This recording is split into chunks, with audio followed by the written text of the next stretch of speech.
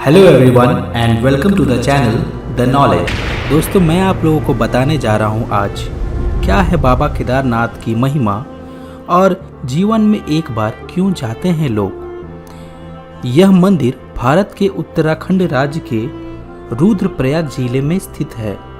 उत्तराखंड में हिमालय पर्वत की गोद में केदारनाथ मंदिर 12 ज्योतिर्लिंग में सम्मिलित होने के साथ साथ 4 धाम और 5 केदार में से भी एक है।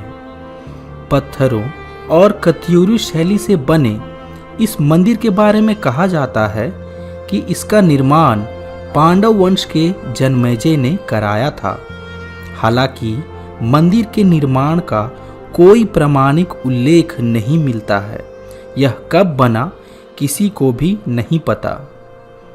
इसी मंदिर की बनावट को अगर देखें तो यह 6 फीट ऊपर 4 कोने वाला चबूतरे पर बना हुआ है। खास बात यह है दोस्तों कि ज्योतिर्लिंग के पश्चिमी ओर एक अखंड दीपक है जो कई हजारों सालों से लगातार चलता रहता है। वह आज पंडितों के देखरेख में है।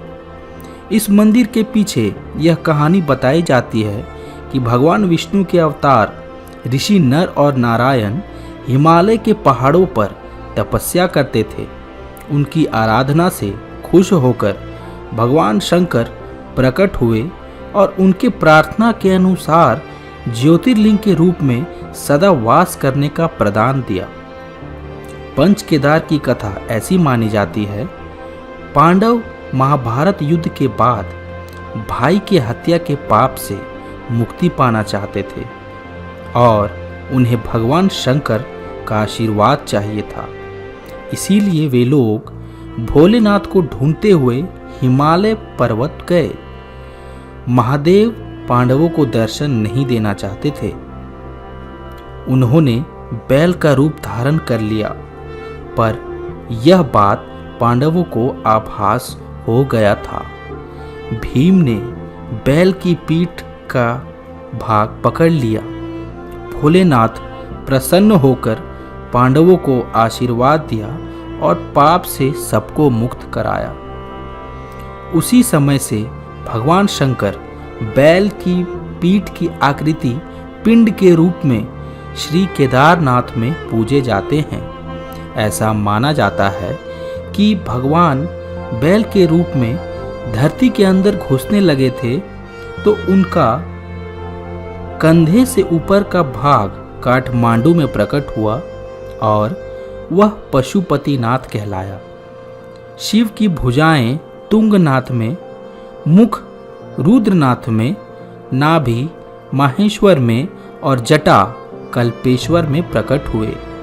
इसीलिए इन 4 स्थानों सहित श्री केदारनाथ को पंच केदार कहा जाता है। यहाँ शिव जी के भव्य मंदिर बने हुए हैं। केदारनाथ मंदिर की एक अद्भुत बात यह भी है कि उस मंदिर के अंदर त्रिकोणीय पत्थर के लिंगम में उकेरे गए एक व्यक्ति का सिर है और ऐसा ही सिर शिव और पार्वती के विवाह के स्थान पर खुदा हुआ दिखाई देता है। दोस्तों, केदारनाथ मंदिर की ऊंचाई 3583 मीटर यानी 11,755 फीट है। ऋषिकेश से इस मंदिर की आयु के बारे में कोई ऐतिहासिक प्रमाण नहीं है, पर 1000 वर्षों से केदारनाथ एक महत्वपूर्ण तीर्थ यात्रा रहा है। जून 2013 के दौरान भारत के उत्तराखंड और हिमाचल प्रदेश के राज्यों में अचानक आई बाढ़ के कारण केदारनाथ सबसे अधिक प्रभावित रहा।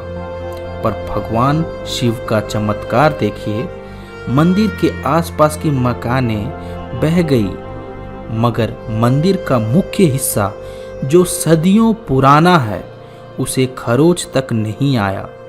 इसी आस्था और विश्वास को लेकर लोग दर्शन करने जाते हैं और साथ ही वह टूरिज्म की भी जगह मानी जाती है। केदारनाथ धाम के ऐतिहासिक में पहली बार ऐसा हुआ था कि मंदिर का पट खुलने के बाद भी कई दिनों तक यहाँ पूजा पाठ नहीं हो पाया।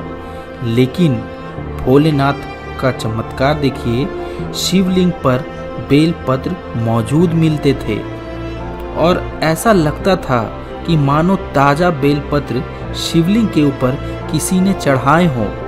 इस मंदिर के कपाट श्रीद ऋतु में बंद कर दिए जाते हैं, लेकिन भक्तों का कहना है कि इन मंदिर के कपाट बंद होने के बावजूद भी मंदिर से घंटियों की आवाज आती रहती है। दर्शनियों का मानना है कि इस काल में देवतागण स्वयं महादेव की पूजा करते हैं। यही नहीं, केदारनाथ प्रलय के बाद जब 6 महीने के बाद मंदिर के कपाट खुलते हैं, तब भी मंदिर के अंदर दीप जलते रहते थे। केदारनाथ के संबंध में लिखा गया है कि जो व्यक्ति केदारनाथ दर्शन किए बिना बद्रीनाथ की यात्रा करता है, उसकी यात्रा निष्फल जाती है और केदारनाथ सहित नर नारायण मूर्ति के दर्शन का फल समस्त पापों के नाश पूर्वक जीवन मुक्ति की प्राप्ति बतलाया गया है। तो यह वीडियो आप लोगों को कैसा लगा दोस्तों? इस वीडियो के बारे में इस लिंक में कमेंट में करके ज़रूर बताएं और लाइक एंड शेयर ज़रूर करें। हर हर महादेव।